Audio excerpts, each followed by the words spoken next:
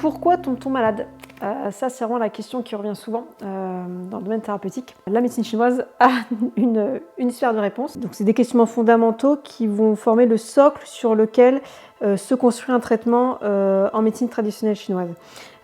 Chercher les causes signifie que l'on ne traite pas un symptôme, mais que l'on tente d'en comprendre les mécanismes pour s'orienter vers la racine du désordre. Donc la médecine chinoise regroupe les causes des maladies en 3 grandes catégories.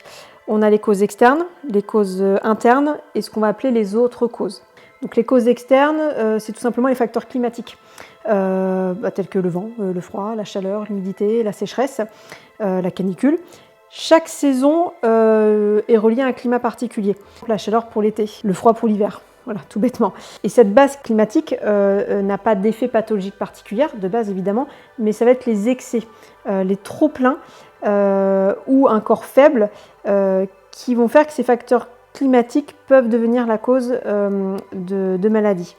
Donc généralement, ces facteurs climatiques passent par les voies cutanées, le nez, la bouche, la peau également.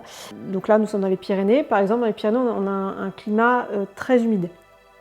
Et derrière, si dans notre alimentation, on va rajouter de l'humidité par des produits laitiers, eh ben, on va créer trop d'humidité dans le corps. Donc ça va créer une pathologie d'excès d'humidité dans le corps. Donc on va appauvrir ce feu digestif en nous. On sait que la région dans laquelle on vit, le climat de la région dans laquelle on vit, va aussi induire des mouvements dans notre corps et en excès va orienter des pathologies. Voilà, ça, alors, encore une fois, je vous résume, hein, il y a encore d'autres choses plus complexes, mais en gros, l'idée c'est ça pour les facteurs externes. Pour les causes internes, là, on va être plutôt du domaine de l'émotionnel, donc colère, chagrin, tristesse, peur, frayeur, souci, joie, évidemment. Et tout comme les facteurs climatiques, ce sont les excès qui vont être le plus néfastes. Et ce n'est pas les émotions elles-mêmes, hein. Ça, qu'on soit bien précis, les émotions, elles sont là, elles ont leur raison d'être. Mais c'est leur excès, ou voire même leur insuffisance, parce qu'il y a des gens qui n'arrivent pas à être dans la joie, des gens qui sont bloqués dans leur émotion, qui vont aussi amener des symptômes précis. En médecine chinoise, nous, on travaille beaucoup sur les émotions. Donc, pour nous, les émotions, ce sont des outils, des boussoles qui nous permettent de savoir comment notre interne réagit à l'externe. Donc ça fonde notre humanité. C'est ce qui fait qu'on n'est pas des robots. Donc, c'est pour ça que je précise, les émotions, c'est pas elles qui amènent la pathologie, mais c'est vraiment leur excès, leur plénitude ou leur vide qui fondent en fait une dérégulation dans le corps. Par exemple, quand une émotion elle est trop forte ou qu'elle dure trop longtemps ou qu'elles sont refoulées, qu'elles vont aggraver notre santé. Par exemple, un excès de tristesse va léser les poumons.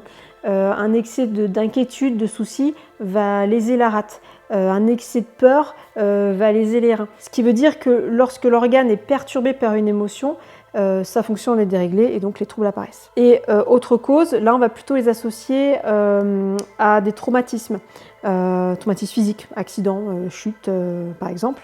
Ça peut être du surmenage. Ça peut être une constitution faible, souvent due aux lignées familiales. Ça peut être à l'alimentation, donc souvent ce sont des erreurs diététiques qu'on retrouve. Ça peut être aussi un manque de qualité de son alimentation, beaucoup de grignotage, beaucoup trop de sucre, trop d'alcool, c'est souvent les excès. On retrouve aussi dans les autres causes l'activité sexuelle. Donc quand on a trop d'activité sexuelle, surtout chez les hommes, par l'éjaculation, on perd en fait de son énergie vitale, donc on affaiblit l'énergie de ses reins et de ses surrénales. Donc trop d'activité sexuelle lèse l'énergie, pas assez amène souvent de la frustration et là on arrive dans les causes internes émotionnelles.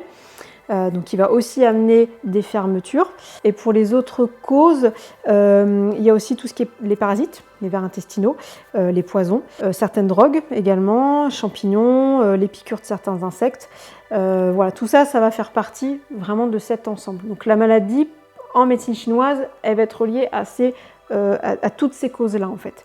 Donc après, à nous, en tant que thérapeute, de discerner et de faire les liens, parce que c'est pas que cause externe, que cause interne ou autre cause, c'est généralement l'ensemble de tout ce schéma qui fonde la maladie. Et donc l'ensemble de toutes ces causes en fait nous ramène au principe de base de la médecine chinoise, c'est-à-dire l'équilibre et l'harmonie. C'est l'équilibre climatique, l'équilibre émotionnel, sexuel, l'équilibre dans l'alimentation, l'équilibre entre temps d'activité et temps de repos. Et quand je dis équilibre aussi, je parle de l'harmonie de tout cet ensemble que je viens de citer, et la conscientisation aussi de cette harmonisation-là, qui va nous permettre en fait de retrouver un équilibre interne et donc un bien-être. En fait, et de retrouver la voie de la santé. Voilà, c'est comme ça que la médecine chinoise explique l'apparition de maladies, de dérégulation, de blocage. Il y a encore beaucoup de choses à dire, il n'y a pas le côté tout psychologique et psychique aussi dans tout ça. Les Chinois s'y sont intéressés, on a des pans de psychologie taoïste, mais là je vous ferai un cours et c'est encore très long, mais la base elle est là, voilà.